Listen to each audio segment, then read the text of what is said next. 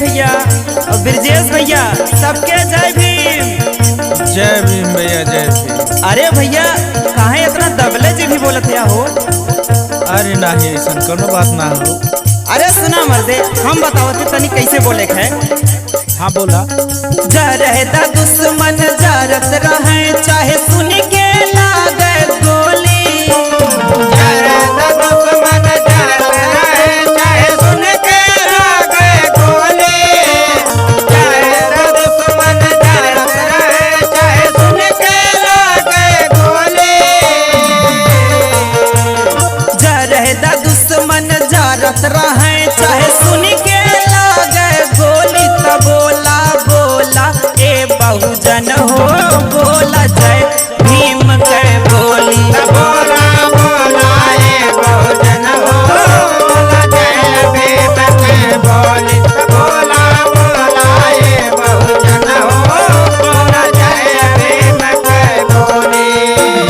जरदा दुश्मन जरत रहे, चाहे सुन के लागे गोली। जरदा दुश्मन जरत रहे, चाहे सुन के लागे बोली। तब बोला बोला ये बहुजन हो, बोला जय भीम के बोली। बोला बोला ए बहुजन हो, बोला जय भीम के बोली। बोला बोला ए बहुजन हो, बोला जय भीम के बोली।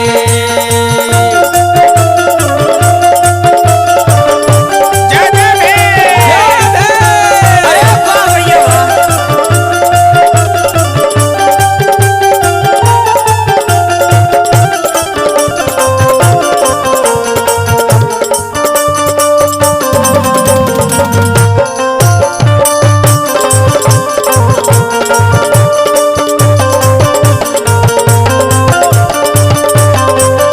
ए ब्रजेश भैया, का हो?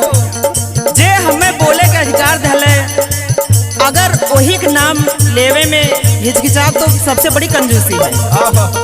कहना है क्या? भीम जयंती औते हो जाला, नीला धरती गगनवा हो। नीला धरती गगनवा भैया, नीला धरती गगनवा हो। नीला धरती गगनवा बहुजन, नीला धरती गगनवा हो।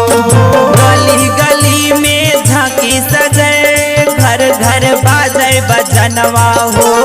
घर घर बाजे भजनवा बहुजन, घर घर बाजे भजनवा हो। घर घर बाजे भजनवा बहुजन, घर घर बाजे भजनवा हो।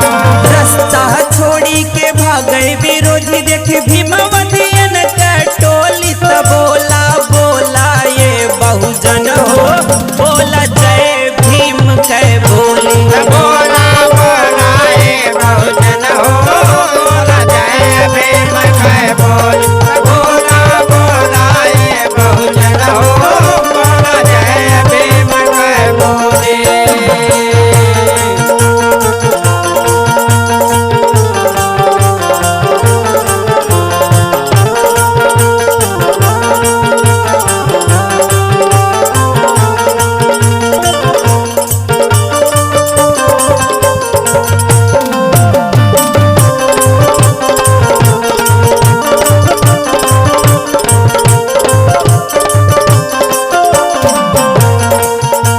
ए एसपी भैया, का हो भैया?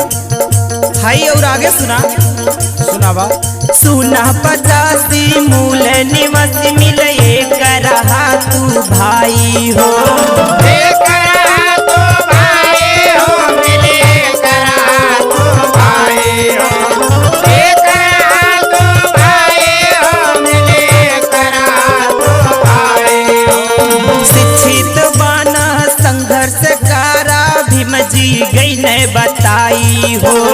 भीम जी गए बताए भैया, भीम जी गए बताए हो। भीम जी गए बताए भैया, भीम जी गए बताए हो।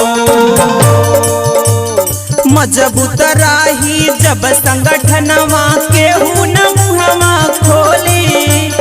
मजबूत राही जब सब संगठनवा केहू न मुहवा खोली त बोला बोला ये बहुजन हो बोला जय भीम के बोली बोला बोला ये बहुजन हो बोला जय भीम के बोली बोला बोला ये बहुजन हो बोला जय भीम के बोली जा रहे दुश्मन जारत रहे चाहे सुन के लागे गोली जा रहे दुश्मन जारत रहे चाहे सुन के लागे गोली त बोला बोला ये बहुजन हो